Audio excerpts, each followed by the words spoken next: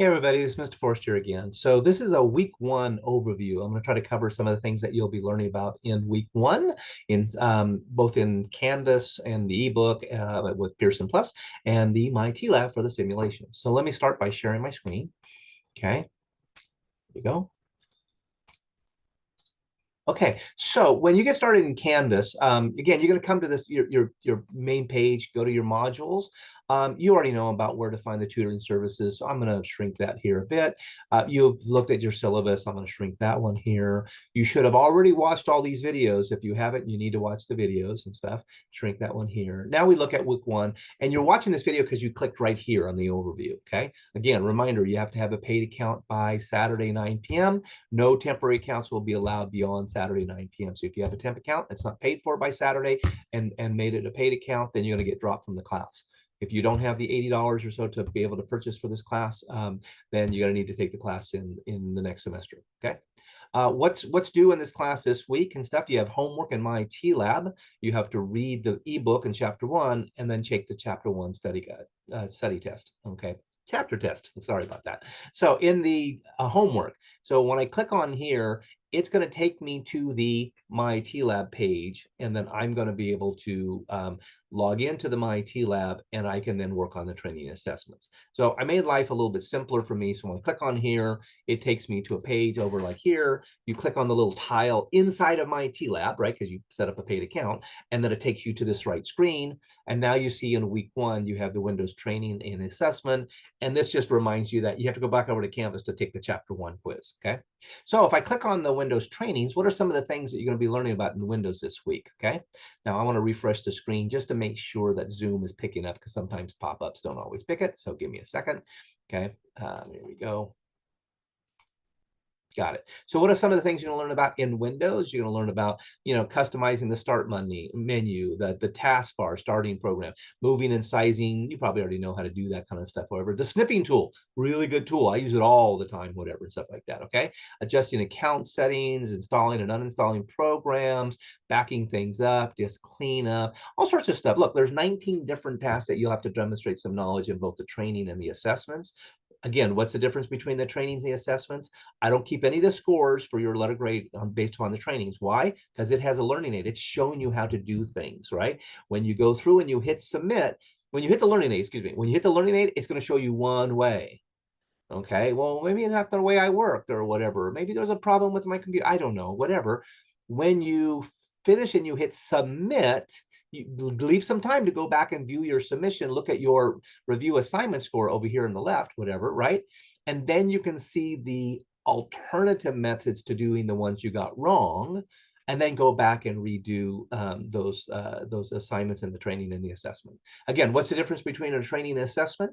The trainings, I don't keep track of the scores for your grade, and you can do them as many times as you want. The assessments, I do keep track for your letter grade, and I keep the highest score. Okay, trainings and assessments are similar, not identical. Okay, so let me go ahead and close this part of the screen here and say, okay, now if I come back over to where I was at, right, I said, hey, I've done my training, my assessment for Windows that week. Fantastic. I got that. I still have to read my chapters. So I click on here and I go into my Pearson account. Now, when you go into the Pearson account, it's MyTLab is Pearson. So you use the same MyTLab that you paid for, right, to get into the simulations, go into Pearson Plus to read the ebook of Technology in Action. If you're already logged into one, it usually tries to remember it. But again, it's that credentials, your username and password for the MyTLab that gets you into the ebook and the simulation because they're different sites. Okay.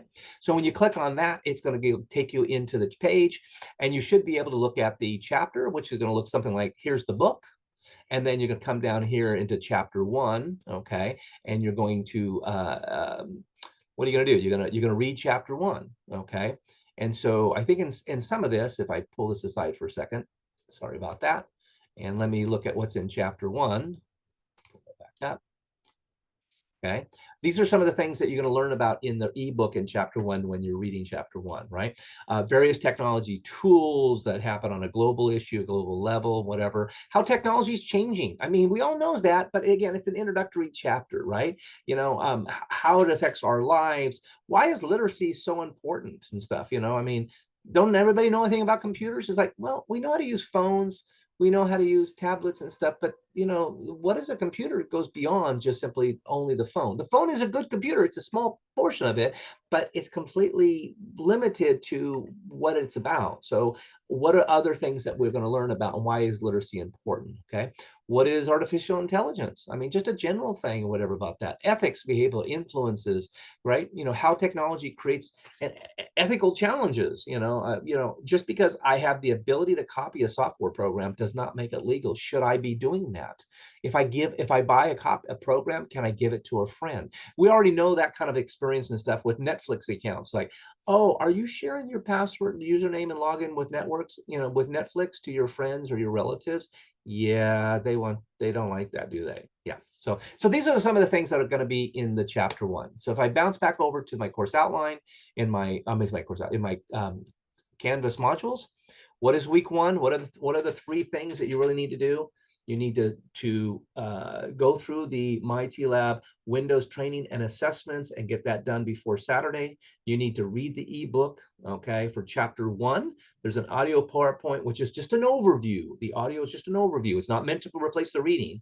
And then there's the chapter study guide with questions that I'm probably going to be using a lot of those in the chapter quizzes and the final, okay?